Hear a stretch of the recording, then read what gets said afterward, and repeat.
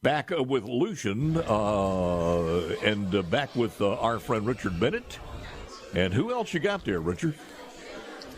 I got Kent McCarty, my Vice Chair of Education. Yeah, I see him. I got one question, then I'll turn it over to way Lucien. over here. Yeah, all way on the right field side. One question, and somebody wants you to answer this. If you guys in the House and the Senate get together and stop taking money from our paycheck, deducting money from our salaries to grow government, if you guys do that, will it be terrible for the kids in school and education will suffer? Yes or no? Absolutely not. That's Would ridiculous. you do me a favor? Would you tell the Parents Campaign and Nancy Bloom that? Loome? They won't listen. I'm going to tell you right now, Paul, whenever you have liberal groups such as the teacher unions out there spewing their lies and distorting stuff and hurting the people that they supposedly represent. And let me say this, when I say they supposedly represent, less than 10% of the teachers that are involved with the teacher unions in the state of Mississippi. Our teachers are good people. They're not in that echo chamber. So anyway, whatever they're spewing out there is not true. And to sit here and look at a teacher pay raise that will benefit them, as the House has in 1 year, could you imagine that if a principled conservative would have their bill and the bills were reversed, and we would say, hey, let's wait, let's give the teachers part of this year, and they can wait till next year when it's election year, and we'll give them the other tens of millions of dollars next year during election year. Could you imagine if that was coming out of the House with Philip Gunn, what those unions would be saying? And today, the teachers that they supposedly represent, they are sitting there saying, oh, no, they can wait till next year to get the rest of that money. Teacher aides that make $17,000 a year, that's embarrassing. And say, oh, no, you can wait on that measly $1,000 next year, which is not enough to give them $2,000 this year, but they're willing to put that to the side and go next year. I challenge any of those to put the two bills side by side, and let's open and honestly debate them and let teachers look at them. I had a superintendent this morning and some teachers that actually did that and didn't read the propaganda on the computer and what's being spewed out there and said, there's no doubt the House bill is better. And they want to say, we went around and we talked to teachers. This is what teachers want. I went to 40 school districts. Yeah, that's what teachers want if that's the only option you got out there. But if you sit there and you show the House bill versus their bill, I mean, there's no comparison. It's embarrassing that they say they represent the teachers, and the teachers are in that echo chamber. Get out of there. Look at it objectively. This is about an agenda, Paul. Don't ever fool yourself. This is no different than the Biden agenda. There's an agenda there, and it doesn't matter. And because a conservative principal House and Philip Gunn wants this bill, they're going to fight it no matter what's in it. Let me say this, and then Richard, Lucien, let's put that in context. Let Lucien take it, but the House bill will stop the bleeding of teachers leaving a hell of a lot faster than the Senate's long-term incremental. And Lucien, you can take it from there, sir. Go ahead. Well, no, Richard, I want to put that in context for people who don't necessarily pay as close of attention as those of us who are in and around the Capitol. So you're saying the Parents Campaign has come out against the House pay raise bill? Is that essentially what you're saying? They had a statement today, and I don't want to say just the Parents Campaign. I'm saying the teacher union in general. The teacher unions have all gone with their agenda on this. They said for us to concur today. They wanted us to concur with the Senate's bill and leave tens of millions of dollars on the table that teachers would get this year. That is what they were asking us to do today. Walk us through the difference between the House and the Senate positions on teacher pay raise. The difference, and Kent can jump in here on this, but the main difference is they had nothing. Had we had concurred with theirs before, they did come in and put the teacher assistants in. They left the teacher assistants out completely.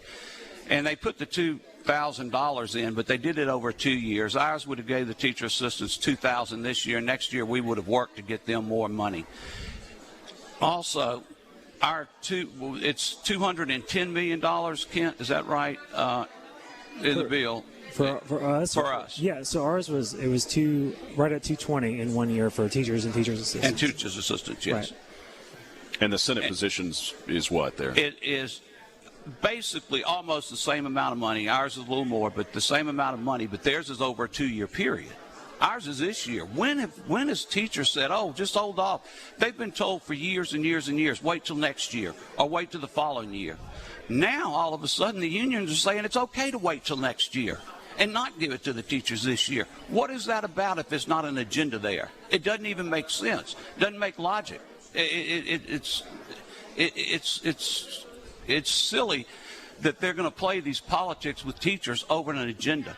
And I don't think it plays very well with teachers because I think teachers are beginning to see the truth. And Kent can tell you, we've got texts this morning, we've gotten letters, and they're seeing through this. And again, this is nothing more than they don't like a principled conservative Republican in the House and been able to hold the line on a lot of conservative issues. Well, and one thing that I hope gets out, and I know this is a message that y'all have been carrying, and I hope educators are picking up and listening to it. I mean, my understanding, and y'all correct me if I'm wrong, there's more money for education being appropriated under Republican leadership than at any time in the history of the state, right? And, absolutely. And we're now about to have teachers paid under Republican leadership the most they've ever been paid. Absolutely. And let me say one thing, because I know we're only here for a segment, and I want to get this in here. When do we as Republicans start letting the unions write our legislation? And let me tell you, we were 50th in the nation before the Republicans took over. If it had been up to the unions, we'd have never had a third grade reading gate. We would have never moved to number 35 in the nation. And we've got to realize that we've got to do what's right. We can't be influenced by the propaganda on social media. And I think our teachers see through it. When I go talk to them one-on-one, they trust me. They believe me. And I hate that it's come to this. And let me say this about Dennis DeBar. He is a great guy. We have a great working relationship with him. He was my desk mate. And this is nothing to do with Dennis. Dennis is a great chairman over there. But I think politics, partisan politics, has pulled us all into a direction that I don't believe we need to be in or be at. Chairman Bennett, are you seeing? I'm sorry, Chairman Bennett, are you seeing that the very small fragment of teachers who are with the union, the teachers union, wrote the Senate bill? I'm saying they had influence because they have said that, yes. Senate I don't know if they basically wrote it, but they definitely, yeah, they have too, absolutely.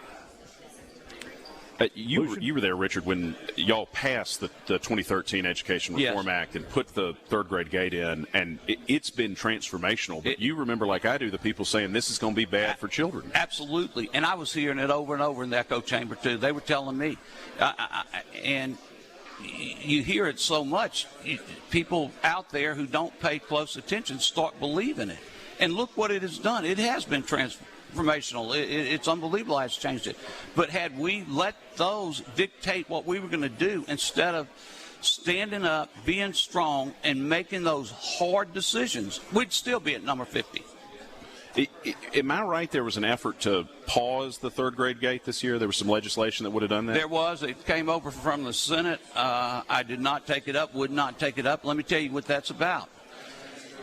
That is about school districts that would have not worked with those kids and just passed them on. But now, because we didn't do, and I'm going to be honest with you, the ones that I talked to in the districts that did not do a lot of virtual learning, they told me they're going to be fine.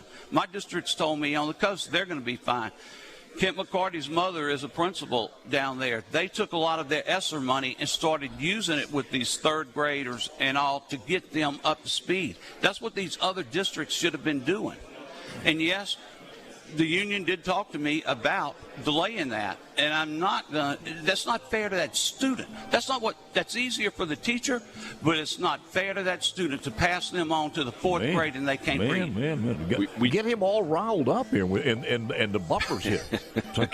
And by the way, Paul, I want to just say one thing to you. Ask you a question. Shoot.